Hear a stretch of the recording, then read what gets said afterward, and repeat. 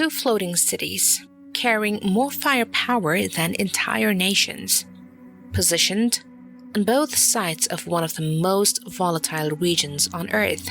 This is not a simulation. This is the real-world deployment of two U.S. carrier strike groups in Iran in 2026. At the center of it all, the USS Abraham Lincoln Strike Group and the USS Gerald R. Ford Strike Group. Together, they represent one of the most powerful naval formations ever assembled in the modern Middle East. But how powerful are they? Can two carrier strike groups actually dominate a country like Iran? Or is this just a show of force? Let's break it down layer by layer. Now, what exactly is a carrier strike group? To understand the power, you first need to understand the system. A carrier strike group, or CSG, is not just a fleet. It is a self-contained war machine. Each group includes a nuclear-powered aircraft carrier, a full carrier air wing of 65 to 75 aircraft, a multiple guided missile destroyers and cruisers, a nuclear-powered attack submarine, logistics and support ships. Altogether, a single strike group typically deploys around 7,500 personnel, dozens of ships and aircraft, and layered offensive and defensive capabilities. This is why military analysts often describe a carrier strike group as a floating air force with its own navy and its own defense shield. And here's the key: a single carrier strike group can project power hundreds of kilometers inland without ever entering enemy territory. The real power of a carrier strike group is not the ship, it's what launches from it. Each carrier brings F/A-18 Super Hornets multiple-role strike fighters, F-35C Lightning II stealth penetration aircraft, EA-18G Growlers electronic warfare, radar jamming, E-2D Hawkeye, airborne command and radar, helicopters for anti-submarine and support missions. Together, that's roughly 70 aircraft per carrier. Now multiply that by 2, over 140 aircraft deployed at sea. In fact, reports indicate that two carrier strike groups together can deploy around 200 aircraft and up to 2,000 missiles, creating a level of firepower comparable to entire national militaries. That means two carriers don't just fight battles, they can run an entire air war. The Strike Group 1, USS Abraham Lincoln. Let's start with the closest threat to Iran, the USS Abraham Lincoln Carrier Strike Group. Position: the Arabian Sea south of Iran. Its mission: primary strike platform. This is the group designed to launch the first wave of attacks. Strike deep into enemy territory, control the Strait of Hormuz. Strength and composition: Nimitz-class nuclear carrier, carrier air wing 70 aircraft, multiple Aegis destroyers, likely nuclear attack submarines. The aircraft on board can fly at speeds above Mach 1.5, carry precision-guided bombs, conduct deep strike missions. Meanwhile, escort ships carry Tomahawk cruise missiles, advanced radar and missile defense systems. The operational power: the strike group alone can destroy air defense systems, neutralize naval fleets, strike high-value targets across Iran, and it is not theoretical. In 2026, aircraft from this group were already involved in active military operations and engagements, including intercepting Iranian drones approaching the carrier. The strategic role: if conflict escalates, this is the group that hits first. Strike Group 2, USS Gerald R. Ford. Now on the opposite side, the USS Gerald R. Ford Carrier Strike Group. This is not just another carrier. It is the most advanced aircraft carrier ever built. Position: the Red Sea or Mediterranean region. Its mission: air dominance, continuous strike support, strategic backup.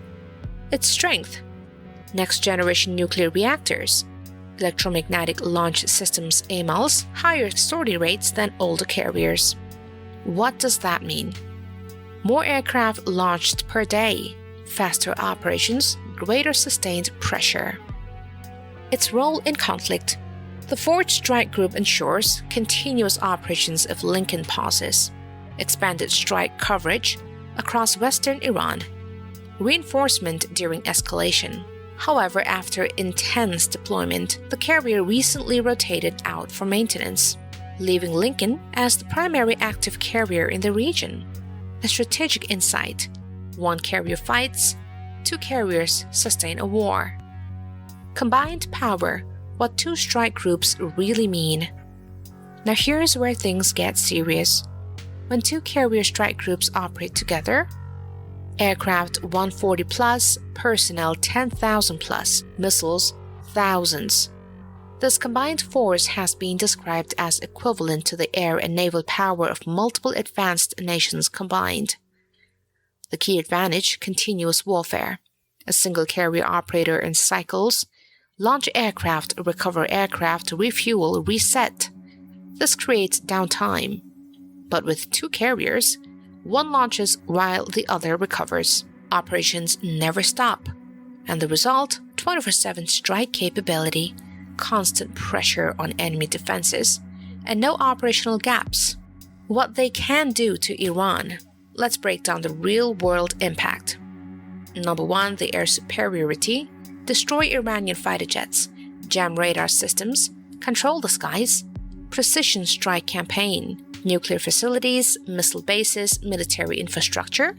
Carrier-based aircraft can strike targets hundreds of kilometers inland without invasion. The naval domination: neutralize Iranian naval forces, secure the Strait of Hormuz, protect global oil routes. In fact, reports suggest U.S. naval operations have already neutralized multiple Iranian vessels during recent operations. Number 4, the missile defense shield. Escort ships equipped with Aegis system can intercept ballistic missiles, destroy drones, defend the carrier itself. Number 5, intelligence and surveillance. With airborne radar and sensors, detect threats hundreds of kilometers away, track thousands of targets simultaneously. Despite all this power, these carriers don't get close to Iran. Why? Because Iran has built a strategy around asymmetric warfare. Anti-ship ballistic missiles, swarm drone attacks, fast attack boats. Drone swarms in particular are considered a credible threat capable of overwhelming defenses. Now, reality check. Carriers operate hundreds of kilometers away, still powerful, but not untouchable. So how powerful are the two U.S. carrier strike groups near Iran? Well, they're not just powerful, they are mobile air forces, missile platforms, naval command centers, strategic deterrence tools, and together they can control the skies, dominate the sea, strike deep into enemy territory, all without stepping foot on land. And that's the real message. The United States doesn't need bases inside Iran because it can bring the war to Iran from the ocean. Now the big question: can Iran actually sink a U.S. aircraft carrier? On paper, well, maybe. Because Iran has one of the largest missile arsenals in the Middle East, including anti-ship and ballistic missiles designed to threaten naval forces. But in reality, it is extremely unlikely. U.S. carriers are protected by layered defenses, destroyers, interceptors, radar systems, and constant air patrols. To even have a chance, Iran would need to launch massive coordinated missile volleys from multiple directions and overwhelm all defenses at once. And even then, hitting a carrier is one thing, sinking it is another. These ships are built to take damage and keep fighting. But here's the real danger. Iran doesn't need to sink a carrier. It just needs to threaten it enough to change the battlefield, and that changes everything. If you found this breakdown insightful, don't forget to hit like, share it with others, and subscribe for more deep dives into military power and global strategy. Your support helps bring content like this bigger, better, and more detailed every time. So let me know in the comments what topic you want next.